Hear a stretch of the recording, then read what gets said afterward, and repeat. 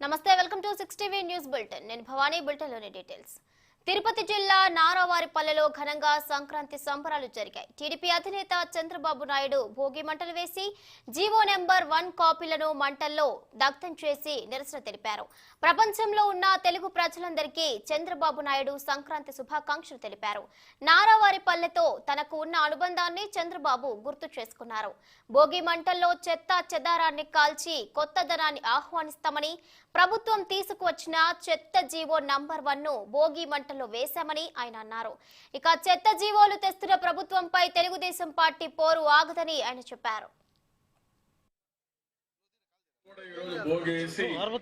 మనం ఈ ప్రభుత్వం ఇష్యూ చేసిన జీవో నెంబర్ 1 గాని సైకో పోవాలి, సైకిల్ ఈరోజు రాష్ట్రం అంతా కూడా ప్రతి ఒక్క ఇంట్లో ఒక నినాదంగా తయారు కావాల్సిన అవసరం ఉంది.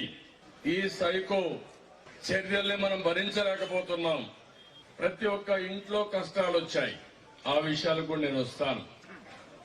అందుకనే ఈరోజు ప్రతి ఒక్క ఇంట్లో ఈ కష్టాలు ఒకసారి తలుచుకుని ఈ సంక్రాంతితో, ఈ భోగితో, ఈ భోగి మంటలతో మన కష్టాలన్నీ కాల్చేసి మళ్లీ నూతనమైన ఉత్సాహంతో మనందరం ముందుకు పోవాల్సిన అవసరం ఉంది.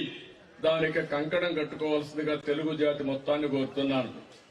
ఇంకొక విషయం మీరు ఒకసారి ఆలోచిస్తే, తెలుగుదేశం పార్టీ రాకమునుపు వచ్చిన తర్వాత తెలుగు జాతి వైభవాన్ని మనం ఒక్కసారి గుర్తుపెట్టుకోవాల్సిన అవసరం ఉంది.